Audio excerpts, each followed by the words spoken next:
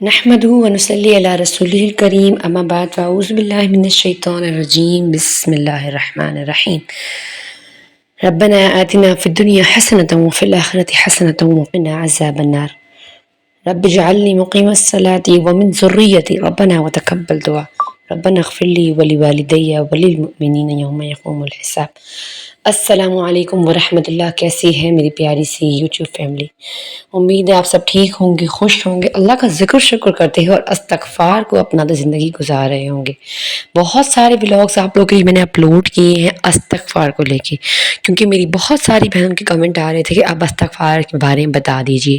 لیکن آج آپ کے ساتھ جو میں شیئر کرنے چاہتی ہوں نا، وہ استغفار کی بات کی چیز، یعنی بہت اچھی چیز ہے۔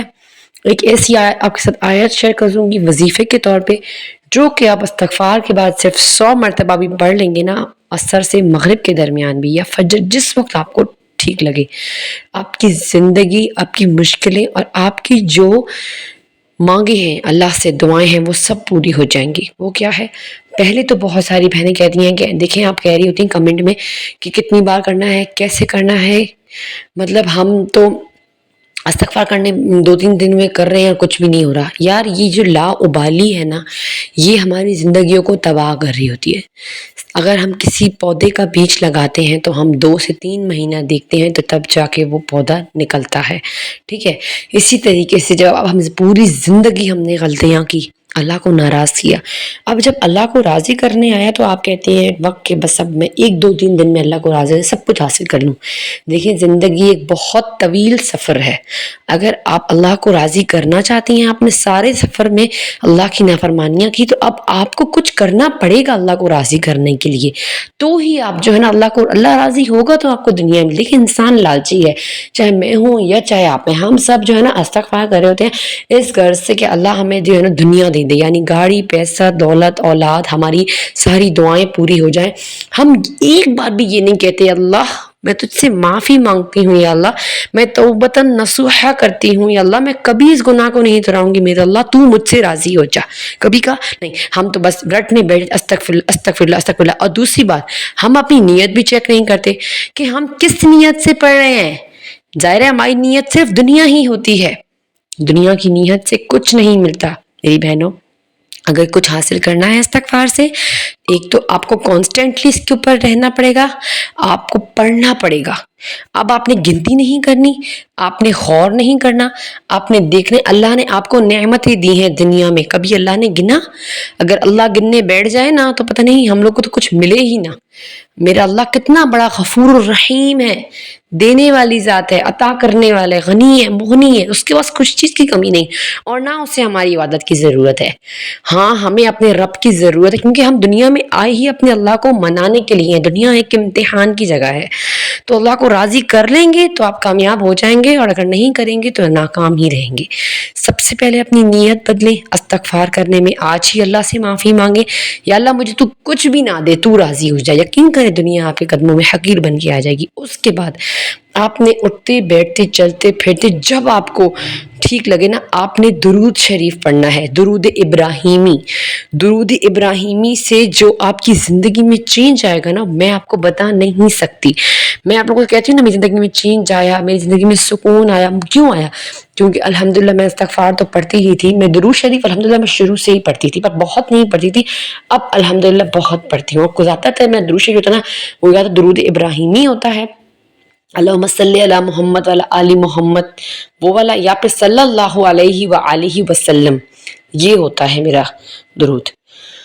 تو زیادہ تر صلی اللہ علیہ وسلم میں کانسٹنٹلی کام کے دوران پڑھ رہی ہوتی ہوں۔ جب میں نماز پڑھتی ہوں یا کوئی دعا کرتی ہوں یا کوئی عبادت کرتی ہوں قرآن پڑھیں، تو پھر میں پورا درود ابراہیمی 2-3 بار پڑھ کے اس کے بعد اس چیز کو یا دعا کو، کہتے ہیں نا کہ ہم جو دعائیں کرتے ہیں نا، وہ جا کے راستے معلق ہو جاتی ہیں۔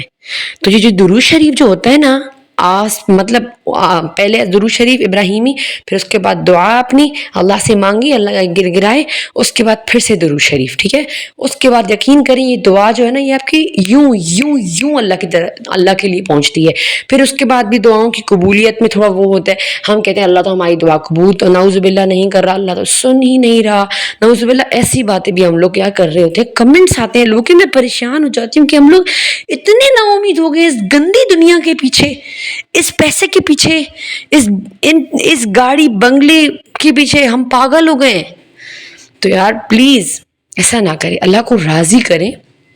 اس کے بعد جو ہے نا اللہ سے مانگنا شروع کریں. صلی اللہ علیہ وآلہ وسلم جب ہم نبی پاک صلی اللہ علیہ وسلم پر درود شریف بھیجتے ہیں نا تو وہ کہتے ہیں کہ ایک فرشتہ ہوتا ہے، وہ سلام ہمارا لے کے جاتا ہے، نبی پاک صلی اللہ علیہ وسلم کو بتاتا ہے کہ آپ کے فلانے امتی نے آپ کے اوپر اے میرے پیارے رسول سلام بھیجا ہے. تو میرے رسول بھی ہمیں جواباً وعلیکم السلام یعنی ہم پر سلامتی بھیجتے ہیں. تو آپ دیکھیں جب ہمارا رسول ہمارے اوپر سلامتی بھیجے گا تو اس کے اثرات کیا ہماری زندگی پہ مرتب نہیں ہوں گے؟ ہماری زندگی چینج نہیں ہوگی؟ بالکل ہوگی، 100% ہماری زندگی چینج ہوگی. تو یہ درود شریف یہ چیزیں کیوں آئی ہیں؟ یہ اللہ نے کیوں بتائی ہیں؟ یہ ہمارے رسول نے کیوں بولا؟ رسول صلی اللہ علیہ وسلم کے پاس جو بھی صحابی، جو لوگ اولاد، مال، پیسہ، پریشانی، بیماری جس حالت میں بھی آتے ہیں کہ ہم بتائیں وظیفہ، تو صرف اور صرف وہ درود شریف اور استغفار کے اوپر نا مطلب لوگوں کو کہتے تھے کہ آپ پڑھیں. تقریباً ہر مسئلے کا حل جو ہے نا اس میں چھپا ہے، صرف نیت کو بدلنا ہے. اور جو ہے نا ہر وقت پڑھ سکتے ہیں، اٹھتے بیٹھتے چلتے پھرتے. آپ کو میں ہر ویڈیو میں کہتی ہوں، پھر بھی آپ لوگ کمنٹ کرتے ہیں. ایک تو آپ لوگ ویڈیو پوری دیکھتے نہیں ہیں، اسکپ کر کے جو ہے نا پھر ویڈیو دیکھتے پھر آپ کو سمجھ نہیں، پھر آپ کمنٹ کرتے ہیں. دیکھیں آپ نے اٹھتے بیٹھتے چلتے پھرتے استغفار پڑھنا ہے.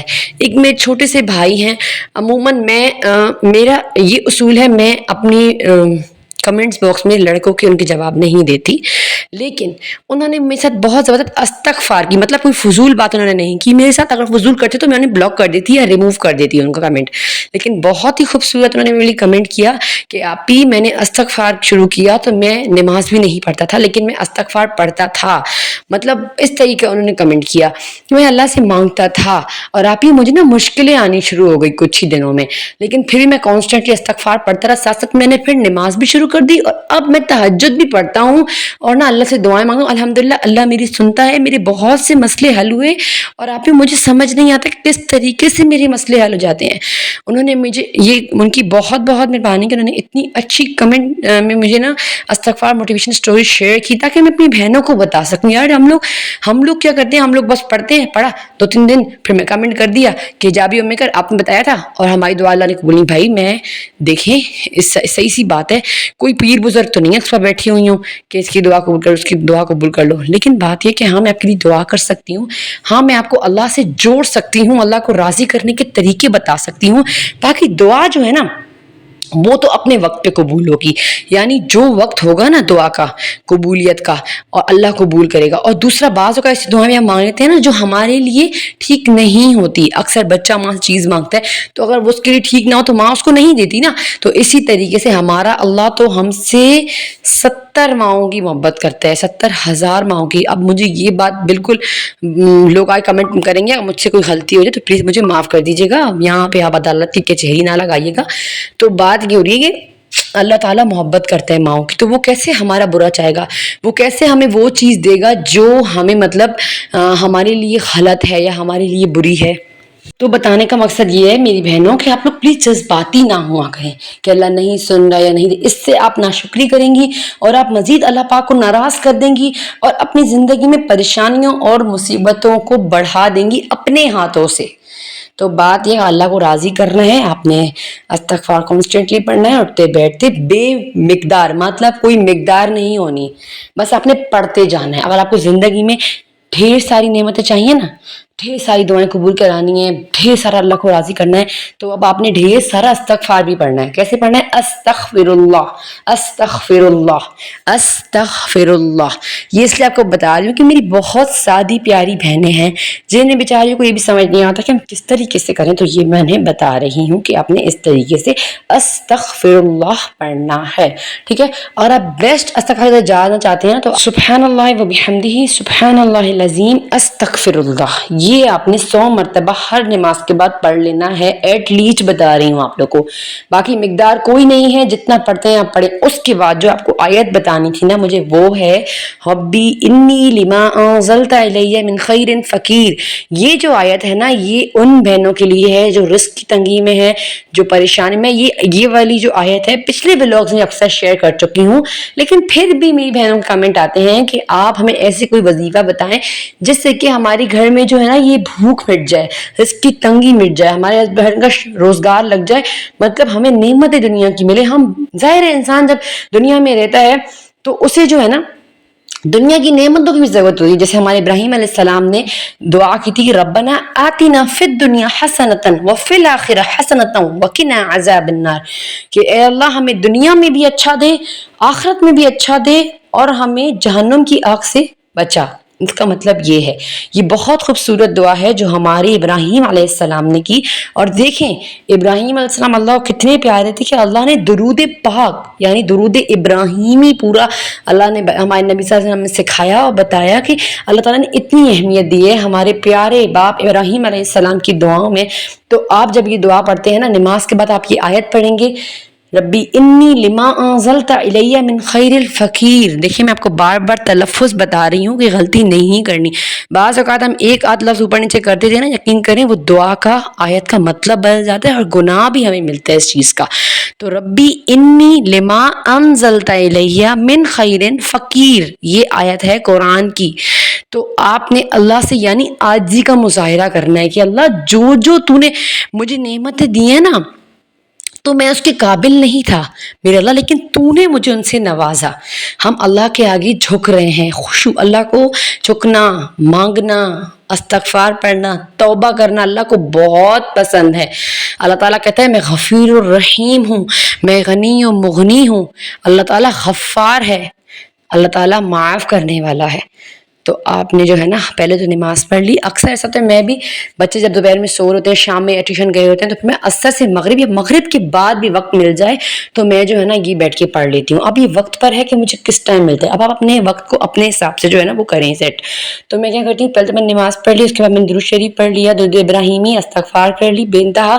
اس کے بعد میں نے پڑھا لا حول ولا قوت الا باللہ 3 مرتبہ. پھر میں پڑھتی ہوں ربی انی لما انزلت الیہ من خیر الفقیر 7 مرتبہ. اگر آپ چاہیں تو 7 مرتبہ پڑھیں، آپ چاہیں تو 100 مرتبہ پڑھیں، اور آپ چاہیں تو بے حساب پڑھیں.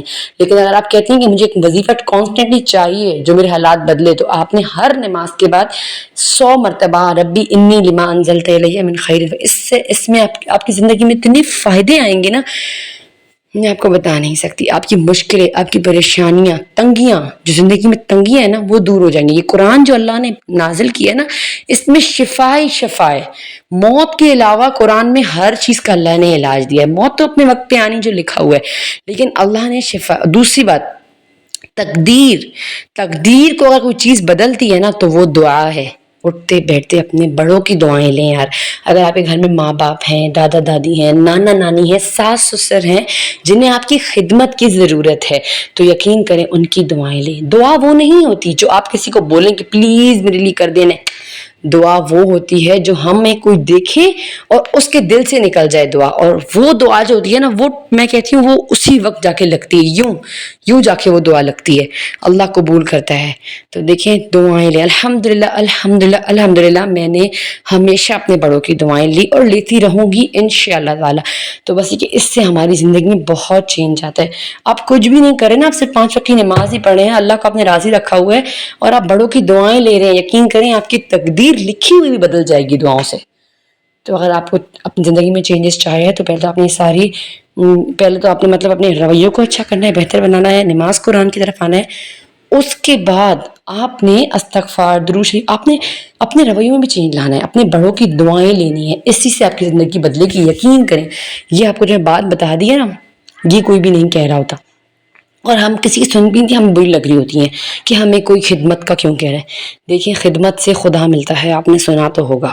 تو چلے لیتی ہوں آپ سے اسی امید کے ساتھ کہ آج کا جو ولاگ ہے وہ نارملی کوفتے بنانے پر ہی تھا سارا، لیکن جو باتیں میں نے آپ کو بتائیں گے نا اس سے آپ کی پوری زندگی بدل جائے گی، یہ میرا دعویٰ ہے الحمدللہ.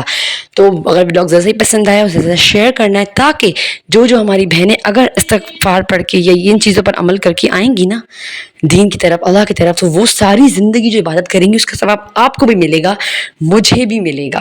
لیتی ہوں آپ سے اجازت. نماز پڑھیں، قرآن پڑھیں، اللہ کا ذکر کریں، شکر کریں، اللہ کو راضی کریں اور اگر آپ کی کوئی بھی استغفار سے، درود شریف سے کوئی بھی اسٹوری میریکل ہے جس نے آپ کی زندگی کو ان چیزوں نے کس طریقے چینج کیا، تو آپ ضرور کمنٹ باکس میں آ کے میرے ساتھ ضرور شیئر کیجیے گا. میں آنے والی ویڈیو میں انشاءاللہ ضرور شیئر کروں گی. لیتی ہوں آپ سے اجازت. جو بہنیں دعاؤں کی ریکویسٹ کرتی ہیں الحمدللہ آپ سب کی سب میری دعاؤں میں ہیں. بس آپ لوگوں نے اتنا کرنا ہے کہ میرے لیے بھی دعا کرنی ہے، اور اگر تھوڑا سپورٹ کرنا چاہتے ہیں نا مجھے واقعی، تو میری ویڈیو کو شیئر کرنا ہے، پورا دیکھنا ہے، اور چینل کو سبسکرائب کر کے لائک کر کے اور ایک چھوٹا سا پیارا سا کمنٹ کر کے ضرور جائیے گا. لیتی ہوں آپ سے اجازت. رکھیے گا اپنا خیال. السلام علیکم ورحمۃ اللہ.